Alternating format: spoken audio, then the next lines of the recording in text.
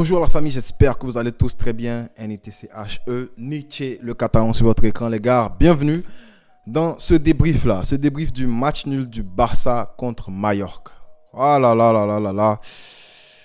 Franchement, je ne m'attendais pas à dire ça.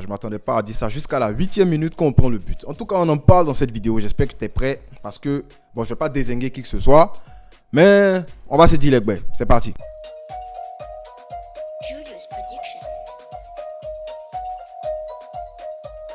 Alors, Mallorca qui reçoit le Barça aujourd'hui et Mallorca s'aligne avec un 5-3-2. On le savait déjà, le coach de Mallorca, Javier Aguirre, avait déjà dit on va s'aligner avec 5 défenseurs. Moi-même, j'ai tweeté, j'ai dit ouais, les gars sont pas prêts pour nous. Ouais, ils se sont alignés avec 5 défenseurs. Souvent, même, ça passait à 6 défenseurs, frérot. Voilà, 5-3-2. Et puis, le Barça est venu en 4-3-3. Alors, on va commencer rapidement à parler du Barça parce que déjà dans la composition, la rotation, franchement, je ne vais pas tirer sur Xavi pour ça parce qu'on joue combien de matchs? On joue un match chaque 3 jours. Voilà, en l'espace de 2 semaines, on va jouer 5 matchs, un truc comme ça. Donc, je comprends la rotation de Xavi. C'est normal qu'il fasse la rotation. Il ne veut pas que les joueurs se blessent. Déjà, on a combien de blessés? Si tu comptes les gars qui reviennent de blessure, quand tu parles de Araujo et puis de Inigo Martinez. Hey Inigo, toi, on va parler de toi, t'inquiète pas. Tu vois déjà que voilà, il faut faire tourner. Voilà. Et tu as De Jong, nos meilleurs joueurs qui sont blessés. Tu as Frenkie De Jong, qui est le meilleur joueur du Barça actuellement depuis le début de saison, même depuis l'année dernière. Mais ce début de saison, voilà, il a montré que voilà, il y a un très gros écart entre lui et les autres milieux du Barça actuellement. Sans vouloir tirer sur qui que ce soit, Gundogan, on sait c'est la perle rare, c'est l'un des meilleurs milieux du monde. Mais actuellement, quand tu prends la forme, Frenkie De Jong, franchement, il n'y a rien à dire. Et tu as Pedri aussi qui est blessé. Donc, tu te rends compte que la rotation, c'est obligé. C'est obligé de faire la rotation. Donc, aujourd'hui, il fait la rotation et il commence avec une charnière centrale Martinez-Araujo. Alors, je vais m'arrêter déjà là pour commencer à parler parce que je me dis que faire une rotation, c'est très important. Mais bon, c'est un pari qui n'a pas été payant. Disons ça comme ça. Parce que si ça avait marché, on allait dire « Ah, Xavi a fait la rotation. Franchement, ça a marché. Belle rotation. » Mais ça n'a pas fonctionné. Donc, on se doit de parler. En tant que supporter du Barça, on a le droit de parler. Donc, je me dis que quand je vois ce qui s'est passé, prendre 2 joueurs qui étaient blessés, surtout une charnière centrale, 2 joueurs qui étaient blessés, et puis venir les mettre en titulaire, je pense que ce n'était pas un bon choix. Voilà. Après, tu vas me dire, Nietzsche, c'était Mallorca devant, donc Xavi ne s'attendait pas à ça. Je comprends. Voilà. Mais s'il faut que je critique un peu ce que je vois, je vais le dire. Donc, voilà. Tu as Martinez, Inigo Martinez et puis Araujo qui ont joué ensemble. Et franchement, c'était pas beau à voir. Surtout que Balde, il a beaucoup de lacunes défensivement. Et à droite, tu sais que Cancelo, lui-même, c'est pas un défenseur. Lui, c'est un 6 ailier attaquant. Tu dis ce que tu veux. Mais c'est pas vraiment un défenseur. Tu vois de quoi je veux parler. C'est un mec qui, physiquement, il est là. Il a le cardio, il a le coffre, comme on le dit. Mais c'est pas ce mec-là qui va venir défendre tout. Non, lui, il dézone, il s'en va, il crée le surnombre, il revient de temps en temps. Donc, il va falloir compenser derrière. Si tu mets une charnière centrale qui revient de blessure et qui n'a pas eu le temps de se connaître, c'est problématique. Alors, je me dis que pour y remédier, peut-être qu'on aurait dû mettre un Koundé avec Araujo, bien Koundé avec quelqu'un, et puis après tu mets Inigo Martinez avec Koundé pour 20 minutes. Tu comprends ce que je veux dire? Mais là, les mettre ensemble comme ça, franchement, ça a été problématique. Alors, je le répète, si ça avait marché, j'allais être le premier à venir dire que Xavi, ouais, tu as tué aujourd'hui. Mais comme ça n'a pas marché, on a le droit de critiquer et puis on va dire ça. Donc moi, je pense que ça a été problématique parce que Inigo Martinez aujourd'hui, il était en dessous, en deçà, en derrière, en tout ce que tu veux. Il était à logo aller même. Il a foutu la merde. Combien de passes ratées ce mec-là, il nous a sorti aujourd'hui. Franchement, c'était étonnant. Il a fait énormément de passes ratées. Et passes ratées sans pression. Hein. Tu comprends ce que je te dis? On lui a même pas mis la pression. Lui seul, il reçoit le ballon. Puis il s'en va, il rate la passe là-bas. Donc voilà. Inigo Martinez, pour moi, aujourd'hui, c'était pas ça. Et couplé à un Araujo qui revenait de blessure, tu te rends compte que voilà, c'est une charnière centrale. C'est pas un seul joueur. C'est pour ça que quand je note les joueurs, je note la plupart du temps la charnière centrale ensemble. Parce que si un fout la merde, l'autre il est obligé de compenser. Et puis voilà, compenser. Voilà. Exemple, le premier but qu'on prend. Déjà, un centre sur le côté de Balde. Normalement, qui ne doit pas laisser le mec centrer. Tu as Araujo qui essaie de clear sans faire un own goal. Il clear, ça passe du côté d'Inigo. Et puis le gars, tu comprends que voilà, c'était vraiment la bouillabaisse. Voilà. Et défensivement, c'était problématique. De toute façon, on va parler du problème défensif de toute l'équipe. Après, devant, tu avais Gundogan, Romeo et Gavi. Et le mec qui est sorti du lot aujourd'hui, c'est Gavi. Voilà, parce que Gundogan a fait un match. Disons, il a rendu une copie conforme. Il a failli dire Kofi Gombo. disons, il a rendu une copie conforme. Mais Gavi, sans Gavi, le Barça, là, je ne vois pas presque le Barça va sortir au milieu dans ce match-là. Parce que sans les récupérations que Gavi nous a sorties aujourd'hui, déjà, lui seul, c'est 85 touches de balle et 2 qui passent. Le petit, il brille, voilà, il brille, il joue bien, il est bon. Donc, arrêtez de nous faire croire que voilà, c'est un rugbyman, c'est un catcheur. Le petit, il est très bon. Il a montré aujourd'hui que voilà, il a step up, comme on le dit. Il a créé une grosse chance à lui. Mais Oriol Romeo, franchement, il y a eu beaucoup de problèmes aujourd'hui. Parce que techniquement, déjà, toi tu n'es pas Busquets. Quand tu es venu, on t'a dit, physiquement, tu es calé. Faut jouer le bodyguard. C'est les gars, tu vas partir. On te donne le ballon, tu fais les trucs de Busquets. Oh, t'es pas Busquets, toi, tu es Rimka. Tu comprends? Toi, tu es Rimka. T'es pas Boussi. Donc, reste Rimka. On va te sortir le mic. Tu vas faire tes sons. Oh, je tacle tel, oh, je clash. Ouais, fais tes trucs. Mais non, s'il te plaît. Arrête de nous faire sortir les trucs de Busquets parce que tu sais pas faire. Il a fait ses trucs, il voulait faire ses roulettes pour lui arracher le ballon.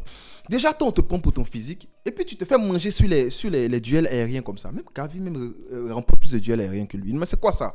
Non, Oriol Romeo, je ne vais pas lui tirer là-dessus parce qu'il a sorti de très bons matchs en pré-saison. Le début de saison, c'était correct.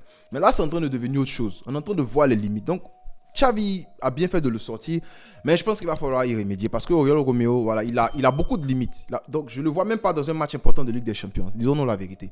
S'il faut mettre Gundogan en 6 et puis Gavi, avec peut-être un autre gars comme relayeur, un Félix ou je ne sais pas ce que tu veux comme relayeur, il faut le faire. Mais Oriol Romeo, dans un match très important comme ça, franchement, Rimka, désolé, c'est pas 113, va chanter avec les gars de 113 là. Donc voilà, le milieu c'était problématique aujourd'hui. C'était en fait à l'image de notre défense centrale. Donc, c'était pas ça. C'était pas ça du tout. Devant, on a aligné Ferran Torres en pointe. Rafinha à droite avec une passe D et un but. On va parler de lui. Et puis João Félix. Alors, on va commencer avec le mauvais. Ferran Torres. Ferran Modia Torres. Bon, lui, il ne sait pas ce qui se passe. Toi, tu as sorti un coup franc lunaire. Tu as marqué un coup franc récemment. Et tu commences à flopper comme ça. Déjà, son expected assist, son expected goal à lui, c'est 0.24. Bon, c'est déjà quelque chose. Mais si tu te rends compte de l'occasion que le gars, il a raté, franchement, j'avais envie de tirer le cheveux. 1v1. Tu tires sur le gardien, pourquoi? Ferran, on va venir parler de ça encore cette saison. Tu tires sur le gardien, pourquoi? Non, tu vas venir me dire, il était gêné en arrière, mais pro, soit ferme ton pied ou bien, premier poteau, deuxième poteau, choisis quelque chose. Mais tu ne veux pas fusiller le gardien va se croire fort. Quand c'est comme ça, tu mets le gardien dans sa zone. Tu le mets dans la zone, après tu lui envoies les tirs, il va tous les sortir. Il a sorti des frappes bizarres. C'est parce que Ferran a mis en confiance. Ferran, tu tires sur le gardien, pourquoi? Donc Ferran, aujourd'hui, franchement, à cause de cette occasion en ce moment, c'est une grosse tache noire sur sa performance aujourd'hui. Franchement, c'était pas un bon match du tout. Je comprends la rotation pour Lewandowski. Fallait reposer Lewandowski parce que voilà, y a beaucoup de matchs et je comprends. Je ne vais pas tirer sur Xavi pour la rotation. Je l'ai dit, je le répète. Mais il a fait la rotation, ça n'a pas fonctionné. On va dire ce qui s'est passé. Mais la rotation, je la comprends. Voilà, je la comprends. Mais Ferran Torres, s'il te plaît, moi je vais lui laisser encore des chances parce que il a été auteur d'une bonne pré-saison, un bon début de saison comme Rimka, on l'a dit tout à l'heure. Donc, il ne faut pas être si court-termiste, il ne faut pas avoir une mémoire de poisson rouge. Voilà. J'essaie d'être un peu nuancé, donc je ne vais pas tirer sur lui aujourd'hui. Mais il a fait un mauvais match, disons-le. João Félix aussi, bon, ça n'a pas été ça. Il y a eu des pertes de balles du côté de João Félix. Mais ce qui aurait pu sauver son match, João Félix, c'était la frappe. La frappe sur le poteau. Voilà, c'était poteau sortant droit, disons ça comme ça. Voilà, donc ça aurait pu être mieux.